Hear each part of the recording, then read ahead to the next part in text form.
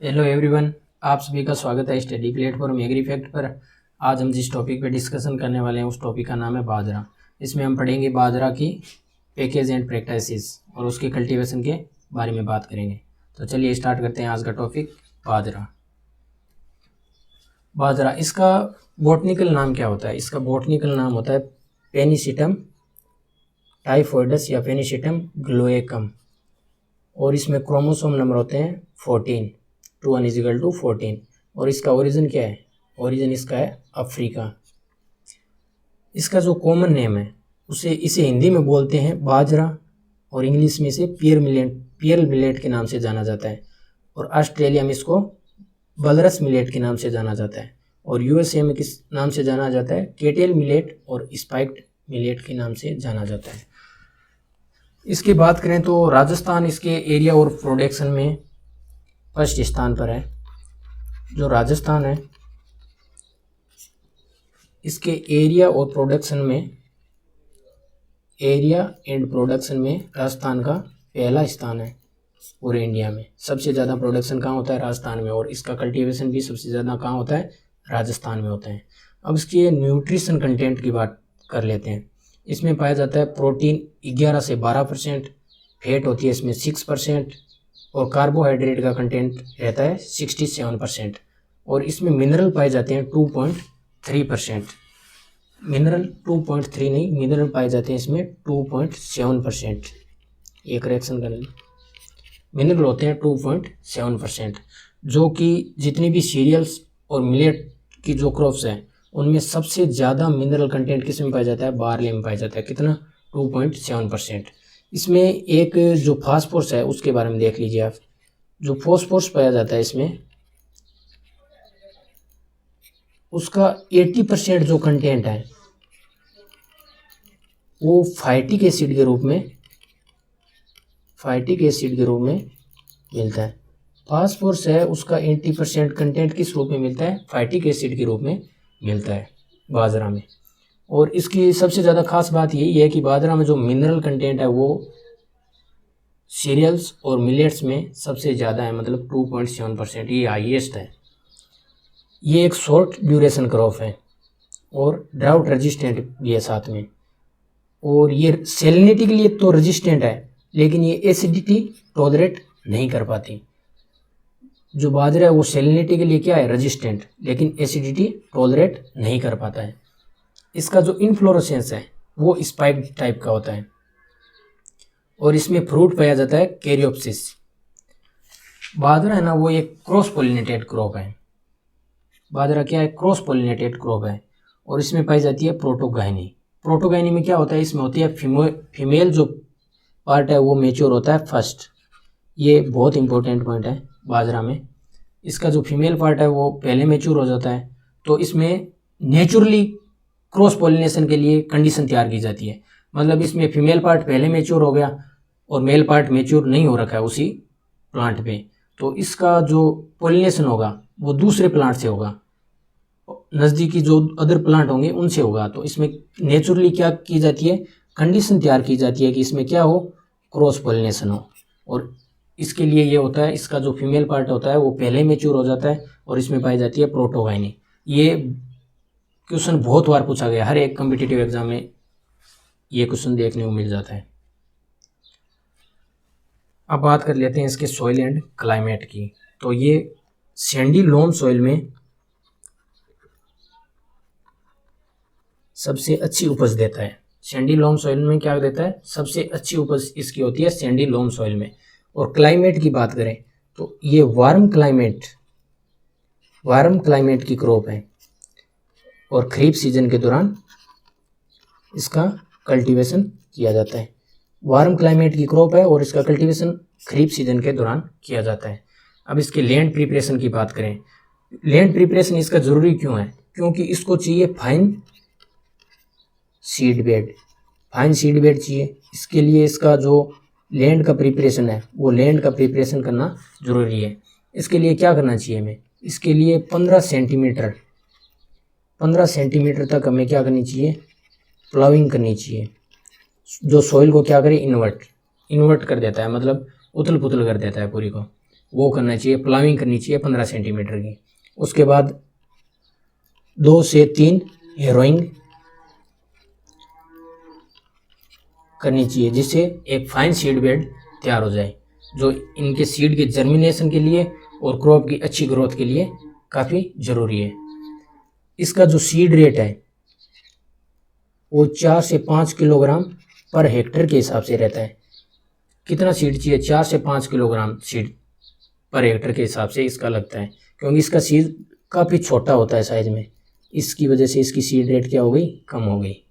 और इसमें जो स्पेसिंग है वो रखी जाती है 45 इंटू 10 सेंटीमीटर। इस इंटू का मतलब क्या हो गया? 45 का मतलब हो गया प्लांट टू प्लांट डिस्टेंस, और जो दूसरे नंबर पे लिखी गई है 10 सेंटीमीटर, इसका मतलब हो गया रो टू रो डिस्टेंस। इसमें रो टू रो डिस्टेंस रखी जाती है 10 सेंटीमीटर और प्लांट टू प्लांट डिस्टेंस रखी जाती है 45 सेंटीमीटर। इसमें जो सोइंग मेथड है वो यूज किया जाता है ब्रॉडकास्टिंग। ये ब्रॉडकास्टिंग मेथड क्या होता है? ब्रॉडकास्टिंग का मतलब हो गया कि जो फील्ड है, उस जिस फील्ड में अपने को खेती करनी है, ब्रॉडकास्टिंग करनी है, उस फील्ड में सीड की क्या कर देते हैं? स्कैटरिंग कर देते हैं। क्या कर देते हैं? स्कैटरिंग, छिड़काव कर देते हैं। जो सीड रेट रिकमेंडेड है उसके हिसाब से उसका छिड़काव कर देते हैं, फिर उसको उसके ऊपर टिलेज ऑपरेशन कर दिया जाता है, जिससे क्या हो जाती है? सोइंग हो जाती है। ये होता है ब्रॉडकास्टिंग मेथड। और ब्रॉडकास्टिंग में जो छिड़काव किया जाता है वो ज़्यादातर मानव मतलब ह्यूमन हैंड द्वारा, मतलब आदमी अपने हाथ से ज़्यादातर छिड़काव करता है। तो इसमें जो स्कैटरिंग है वो किस तरह की प्रीफर की जाती है? मानव के द्वारा खुद के हाथों से छिड़काव को प्रीफर किया जाता है।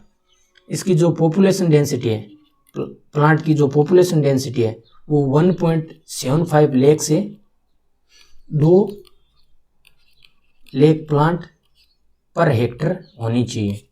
इतनी प्लांट पॉपुलेशन होनी चाहिए कम से कम पर हेक्टर के हिसाब से। ट्रांसप्लांटिंग ऑफ बाजरा, ये बाजरा में ट्रांसप्लांटिंग क्या है? ट्रांसप्लांटिंग राइस में तो सुन रखी है, लेकिन ये जो बाजरा में ट्रांसप्लांटिंग है इसका डेवलपमेंट किया गया था डॉक्टर गौतम के द्वारा। ट्रांसप्लांटिंग का मतलब क्या होता है? प्लांट को पहले नर्सरी में तैयार करना और उसके बाद मेन फील्ड में उसको ट्रांसप्लांट कर देना, मतलब मेन फील्ड में लगा देना, इसको बोलते हैं ट्रांसप्लांटिंग। इसके लिए सीड रेट लगती है 2 से 3 किलोग्राम पर हेक्टर, और एरिया इसके लिए चाहिए 500 से 600 मीटर स्क्वायर एरिया चाहिए नर्सरी प्रिपेयर करने के लिए। और इसकी जो स्पेसिंग है वो रखी जाती है 60 इंटू 20 सेंटीमीटर। मतलब जो ट्रांसप्लांटेड बाजरा है उसकी स्पेसिंग थोड़ी ज़्यादा रखी जाती है। स्पेसिंग कितनी रखी जाती है? 60 centimetre row plant to plant और 20 सेंटीमीटर रो टू रो रखी जाती है। अब बात करते हैं इसके फर्टिलाइज़र के बारे में। तो इसको चाहिए 120 किलोग्राम नाइट्रोजन का कंटेंट, 60 किलोग्राम फास्फोरस और 40 किलोग्राम पोटेशियम पर हेक्टर के हिसाब से चाहिए। इरिगेशन की बात करें तो इसको 2 इरिगेशन देने चाहिए, कम से कम 2 इरिगेशन देने चाहिए। वैसे तो ये ड्राउट टॉलरेंट क्रॉप है,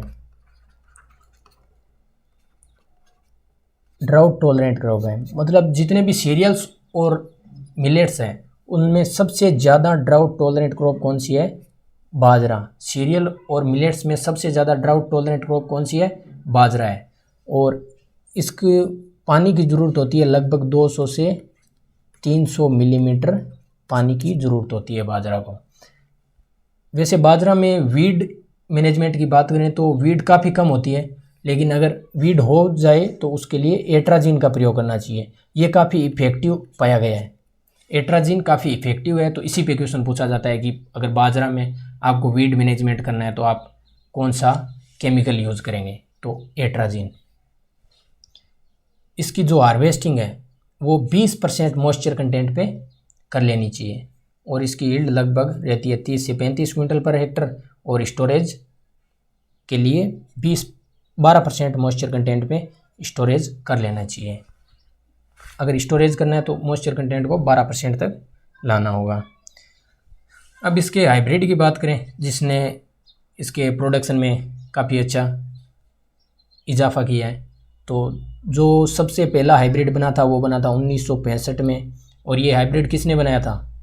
पंजाब एग्रीकल्चर यूनिवर्सिटी लुधियाना के वैज्ञानिकों ने बनाया था। इसका नाम क्या था? नाम था HB1।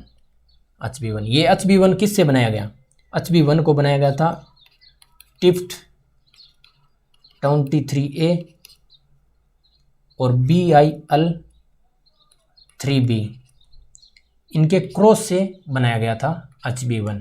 हाइब्रिड बाजरा 1 क्रॉस से तैयार किया गया था। टिफ्ट 23A और BIL3B के क्रॉस से इसको तैयार किया गया था। इसको बोलते हैं हाइब्रिड बाजरा फर्स्ट। इसकी जो फर्स्ट मेल स्टेराइल लाइन है वो थी टिफ्ट 23A। बाजरा की फर्स्ट मेल स्टेराइल लाइन कौन सी थी? टिफ्ट 23A। अब इसकी बात करें तो ये हाईएस्ट ड्राउट टॉलरेंट क्रॉप हो गई अमंग सीरियल्स एंड पल्सेज। इसका एक पॉइंट और बच गया, वो भी आप देख लो। जो ये पियल मिलेट है, इसका प्लांट काफ़ी मतलब ज़्यादा हाइट काफ़ी अच्छी, ज़्यादा हाइट खींचता है। और इसका जो वेट है ऊपर स्टेम के ऊपर जो वेट है पत्तियों का और इसके फ्रूट का, वो भी काफ़ी ज़्यादा रहता है। तो इसको सपोर्ट देने के लिए, प्लांट को लॉजिंग से बचाने के लिए, मतलब गिरने से बचाने के लिए, लॉजिंग से बचाने के लिए क्या होता है, इसके जो सेकंड और स्टेम की सेकंड और थर्ड नोड है, सेकंड और थर्ड नोड से क्या निकलता है? सेकंड और थर्ड नोड से रूट निकलती है। उन रूट को क्या बोला जाता है? उन रूट को प्रोप रूट बोला जाता है। तो बाजरा में क्या मिलती है? प्रोप रूट मिलती है, जो कि बाजरा को सहारा प्रदान करती है। प्रोप रूट का मतलब क्या होता है? सहारा प्रदान करने वाली जड़ें। तो ये बाजरा के बारे में बात होगी। अगर आपको ये जानकारी अच्छी लगी तो आप हमारे YouTube चैनल एग्री फैक्ट को सब्सक्राइब कीजिए और अपने दोस्तों के साथ इस जानकारी को शेयर कीजिए। अंत तक बने रहने के लिए आप सभी का बहुत बहुत धन्यवाद।